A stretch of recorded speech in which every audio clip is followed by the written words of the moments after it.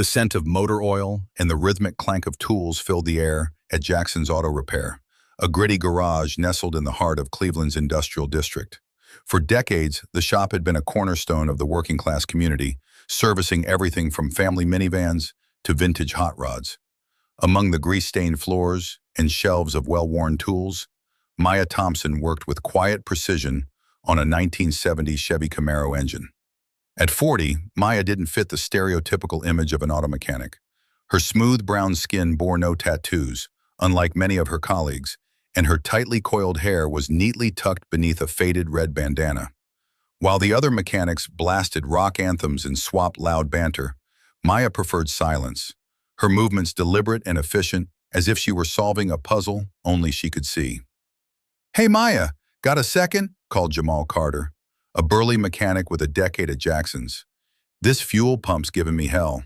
Keep stalling out." Without a word, Maya wiped her hands on a rag and crossed to Jamal's workstation. She peered into the engine bay, her dark eyes scanning the components with surgical focus. In under a minute, she pointed to a hairline fracture in the pump's housing. "That's your culprit," she said, her voice low but certain. "Swap it out and you're golden." Jamal squinted, then grinned. "How do you do that? I've been at this for an hour." Maya shrugged and returned to her station. To her, engines spoke a language as clear as any conversation. Every hum, every clank, every faint vibration told a story of what was working or what wasn't. She didn't need to explain her gift. The results spoke for themselves. The garage's usual rhythm faltered when the radio cut off abruptly. Maya glanced up to see her friend and fellow mechanic, Sophia Rivera, nodding toward the entrance. "Big shots here," Sophia whispered, her tone laced with caution. Through the open bay doors strode a man who looked like he belonged in a corporate boardroom, not a Cleveland garage. Ethan Caldwell, in his late 40s, wore a tailored charcoal suit that screamed wealth, his sandy hair styled with precision. Behind him trailed a small entourage, a PR team with cameras and assistants clutching tablets, scribbling furiously. The mechanics exchanged wary glances as Ethan's polished voice filled the space. "Good morning, everyone. I'm Ethan Caldwell, your new CEO." His smile was wide, practiced, and entirely out of place among the oil drums and tool racks. "Jackson's Auto Repair is now part of Tech Trend Innovations, and we're about to revolutionize the auto industry. Think AI diagnostics, robotic repair systems, and a customer experience that'll make Tesla jealous." 3 months earlier, Tech Trend, a national chain with ambitions to dominate automotive repair, had acquired Jackson's, a family-owned staple. Ethan was the face of this takeover, and his presence felt like a storm cloud over the shop's familiar chaos. "I'm here to observe," he continued, pacing the floor, his polished shoes glaring against the stained concrete. "Act like I'm not here. Show me how you work." Maya suppressed a smirk. Ignoring Ethan was like ignoring a peacock in a henhouse. He moved through the garage, asking questions that betrayed his lack of mechanical know-how. "Nice wrench," he commented to Jamal, holding a torque wrench upside down. "Is this for tires?" When he reached Maya's station, she was deep in the Camaro's engine, recalibrating the carburetor with the precision of a watchmaker. "What's this project?" Ethan asked, leaning in too close. "Restoring a 1970 Camaro 427 V8, Maya replied without looking up. Ethan nodded as if he understood.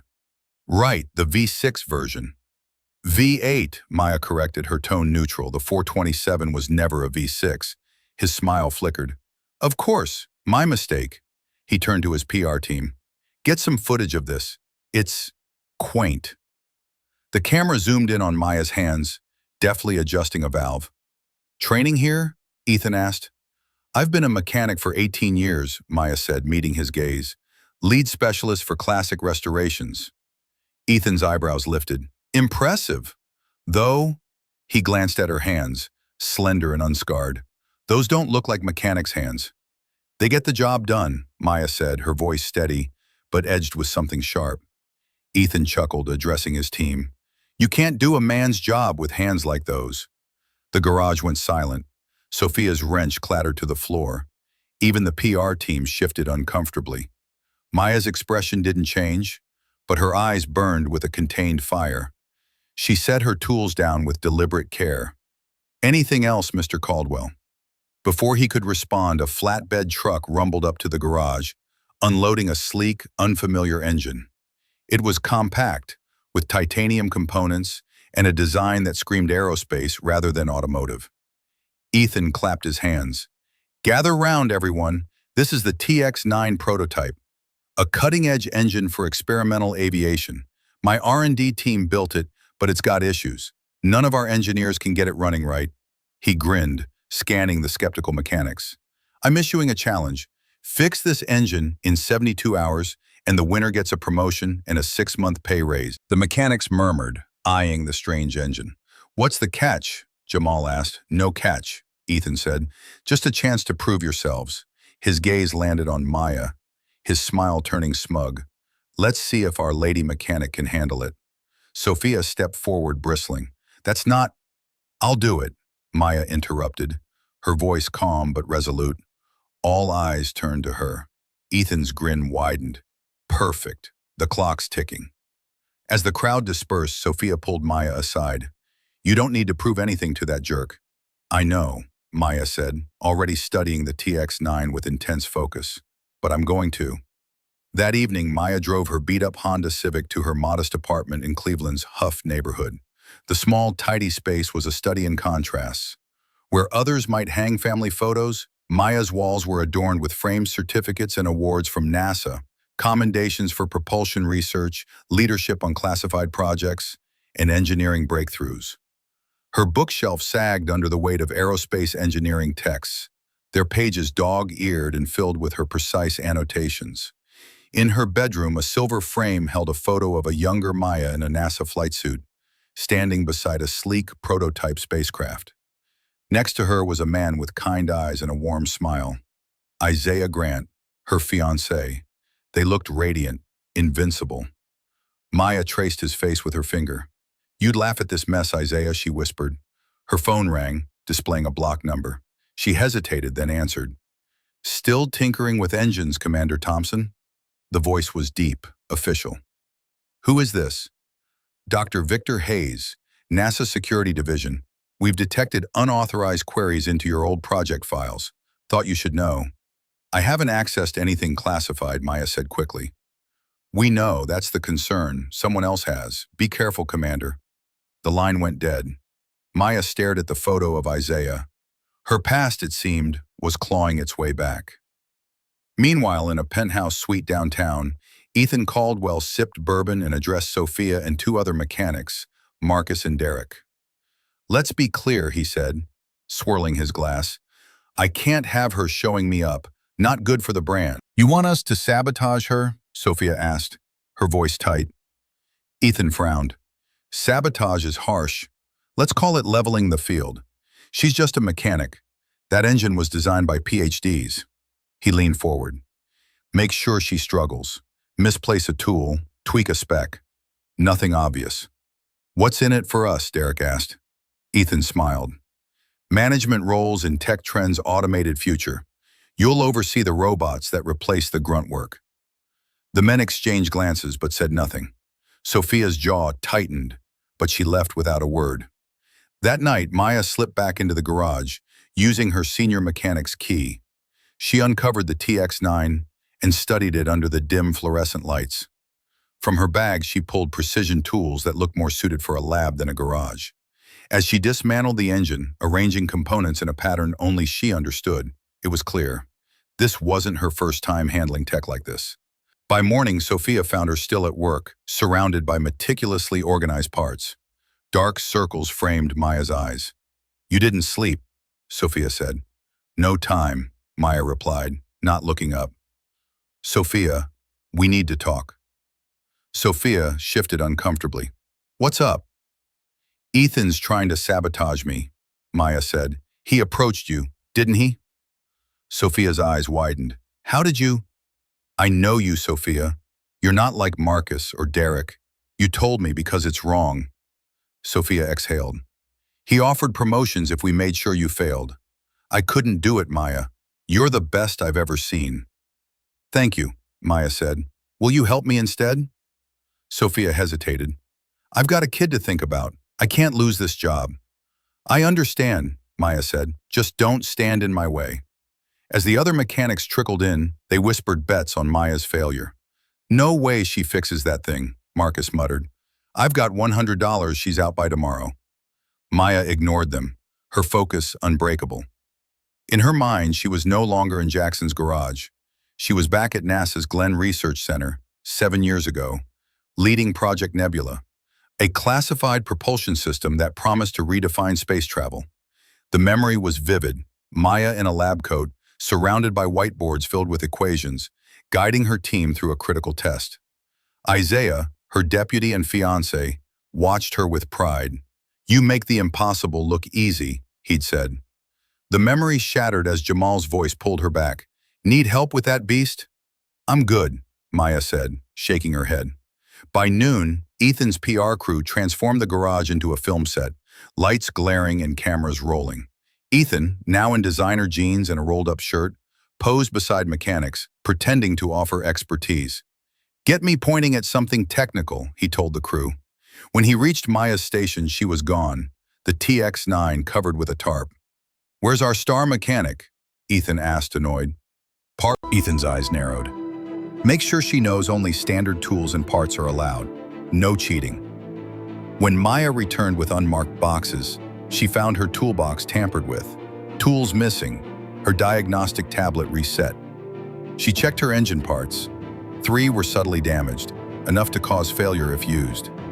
Without a word, she retrieved a locked toolbox from her car and replaced the sabotaged components, working as if nothing had happened. During the lunch break, a young woman in a Tech Trend trainee uniform approached Maya. Her name tag read Lila Brooks. She was 23 with bright eyes and nervous energy. Miss Thompson, she whispered, checking for eavesdroppers. I saw you in a documentary at MIT, Trailblazers in Aerospace. You were only in it for a moment, but I never forgot you. Maya tensed. Keep that to yourself, Lila. I won't tell, Lila promised. I'm not really a trainee. I have a master's in aerospace engineering, but no one would hire me without experience. Can I watch you work after hours, learn from you? Maya studied her. Be at the back door, 9 p.m. Tell no one. That evening, Lila arrived with coffee and enthusiasm. Maya explained her approach to the TX-9, not as a mechanic fixing a part, but as an engineer redesigning a flawed system. Lila listened, awestruck, as Maya revealed knowledge far beyond automotive repair. Outside, Sophia sat in her car, watching the garage's lit window. Her phone buzzed with a text from Ethan. Update? She stared at it, then typed, She's working, no progress. Guilt gnawed at her as she drove away. The next morning, Ethan arrived with investors in tow, their tailored suits clashing with the garage's grit. This is where innovation happens, he declared, gesturing grandly. Soon AI and robotics will streamline everything. Our diagnostics are 99.9% accurate, and our robots will handle repairs. What about the mechanics? An investor asked, a sharp-eyed woman in her 60s. The best will stay on as supervisors, Ethan said smoothly. The rest? Generous severance. Progress demands sacrifice. His gaze landed on Maya, who was cleaning her tools with meticulous care. How's our special project? He asked, his tone mocking. Maya met his eyes but said nothing. Ethan's smile hardened. Let's see it. He yanked the tarp off the TX-9, his confidence wavering as he noticed the streamlined modifications. What have you done? Fixed the flaws, Maya said. The original fuel system couldn't handle the compression ratios. You were supposed to fix it, not redesign it, Ethan snapped. You said make it run to specs, Maya countered. This is how. An investor, intrigued, examined the engine. Where did you learn this approach? Before Maya could answer, Ethan cut in. Let's move on. I want to show you our AI diagnostic prototype. As the group moved away, he leaned close to Maya. Don't get too comfortable. Your job's on thin ice.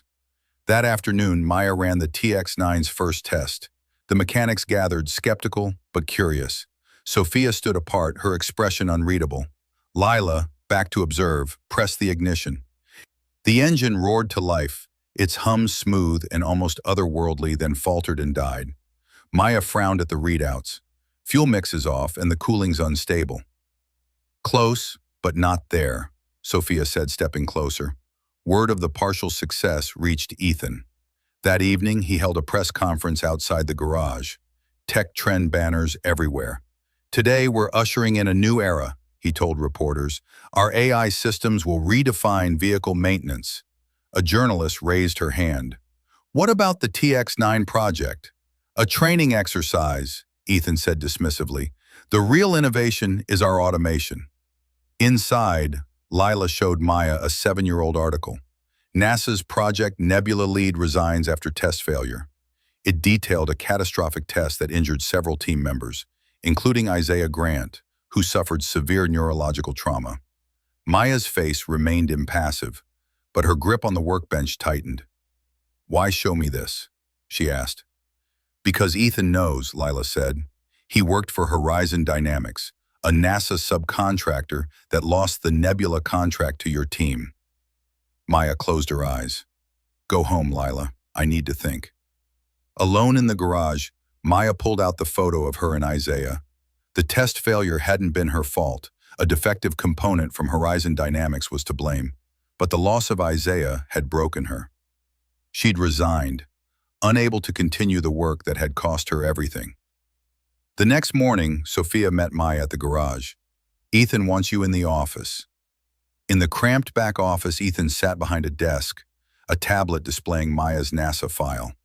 Commander Thompson, he said, his tone mocking. Lead engineer of Project Nebula, the same project that tanked my company's bid. Your designs were unsafe, Maya said. They'd have failed under real conditions. Ethan's jaw tightened. I remember you tearing apart my work in front of the review board. And now, I'm running a tech empire, and you're a nobody hiding in a garage. What do you want? Maya asked. Stop working on the TX9, Ethan said. Your modifications are theft of Tech Trend's IP. You challenged me to fix it, Maya said. I did. You redesigned proprietary tech, Ethan countered. You're fired. Security will escort you out. 2 guards appeared. Maya looked at them, then at Ethan. You're making a mistake. No, Commander, Ethan sneered. Your mistake was thinking you could play engineer again after your last disaster. Maya walked out, the guards trailing her. The mechanics watched in stunned silence. Only Lila spoke up. This is wrong. He owns the place, Maya said calmly. Let it go. That night, Lila, furious, compiled a dossier on Maya's NASA career, the accident, and Ethan's Horizon connection. She posted it online with the caption, Silenced Genius, How Corporate Greed Buries Brilliance. By morning, it had exploded across social media. Engineers, women in STEM, and activists shared it, outraged. Headlines blared, NASA star fired for excellence, tech CEO's discrimination exposed. Maya, meanwhile, had driven to Willow Creek Care Center, 3 hours away. In room 312, Isaiah lay in a hospital bed, still and serene. Maya sat beside him, holding his hand. I tried to stay hidden, she whispered, but it found me anyway. When she returned home, Lila was waiting. Your story's everywhere, she said, showing Maya the viral post. People need to hear from you. I'm not a symbol, Maya said. I just want to finish the engine. Then do it, Lila urged. Don't let Ethan steal your work. Maya considered it. We'd need help. Parts, tools, access. I know someone, Lila said, if you're willing to trust her. That night, Maya and Lila met Sophia in the garage parking lot. I can get you in, Sophia said, but if we're caught, I'm done. Why help now? Maya asked. Because Ethan's stealing your work, Sophia said. He offered me a job to roll out his engine design. It's wrong. For 3 nights, they worked in secret. Sophia diverted security, Lila assisted, and Maya transformed the TX9, weaving in elements of her Nebula propulsion system. On the 3rd night, Lila showed Maya a Tech Trend press release. CEO Ethan Caldwell to unveil revolutionary engine tomorrow. He's claiming your work, Sophia said, furious. Then we finish tonight, Maya said. The next morning, Ethan's press conference was a spectacle. Lights, banners, and a crowd of reporters. He was mid-speech when an assistant handed him a tablet. The engine's gone, she whispered. On the tablet, a live stream titled The Truth About Innovation showed Maya beside the TX-9 in the garage's back room. I'm Commander Maya Thompson, former NASA engineer, she said. 3 days ago, I was fired for improving this engine. Today, I'll show you what it can do and why Ethan Caldwell didn't design it. She explained her modifications with expert precision, exposing the original design's flaws. When she started the engine, it hummed perfectly, its efficiency and low emissions stunning the online audience. Reporters at the conference abandoned Ethan's stage, glued to the stream. Ethan stormed into the garage, security in tow. "Turn that off, this is theft." "Nothing was stolen," Maya said. "You challenged me to fix it." "I did." A new voice interrupted. "Actually, this technology belongs to NASA." Dr. Evelyn Carter, Maya's former NASA mentor, stepped forward. "The core design comes from Project Nebula. Horizon Dynamics was denied rights due to safety issues." Ethan's face paled. Reporters swarmed, cameras rolling. Lila projected videos of Maya's work, proving her designs were original. Sophia held up receipts confirming private funding for parts. The story unraveled Ethan's claims in real time. As chaos erupted, Maya stood calmly beside her engine. A reporter asked why she'd hidden as a mechanic. "Sometimes," she said, "you hide from your past to find your future." The fallout was swift. By evening, tech blogs praised Maya's innovations, and social media roasted Ethan's deception. The next day, Tech Trends board called Maya. "Ethan's suspended," said Chairperson Laura Bennett. "We want you as Chief Innovation Officer for our new R&D division." Maya set conditions. Ethan's permanent removal, jobs for Lila and Sophia, and full IP rights with Tech Trend getting a non-exclusive license. After negotiations, including a joint NASA Tech Trend deal, they agreed. At Willow Creek, Maya learned Isaiah was showing increased brain activity, sparked by her televised engine demo. Days later, his eyes opened briefly, a flicker of recognition igniting hope. "Did you finish it?" he whispered. "Yes," Maya said, tears falling. "I did." 5 years later, Maya stood on the balcony of the Phoenix Rising campus, a sprawling complex in Cleveland's revitalized industrial zone. At 45, she was a celebrated engineer, leading Phoenix Rising, a hub for clean energy innovation and community education. The TX-9 successor powered zero-emission transit systems, and her team, Lila as director, Sophia as education lead, and former workers like Sarah, now a senior technician, thrived. On a crisp October morning, Phoenix Rising unveiled its transit system to a crowd of officials and locals. Students presented their contributions, earning applause. A news alert confirmed Ethan's 7-year sentence for fraud and espionage. Maya didn't dwell on it. Her focus was forward. In her office, a photo of Isaiah, who had passed peacefully the previous year, sat beside a note. "Proud of you.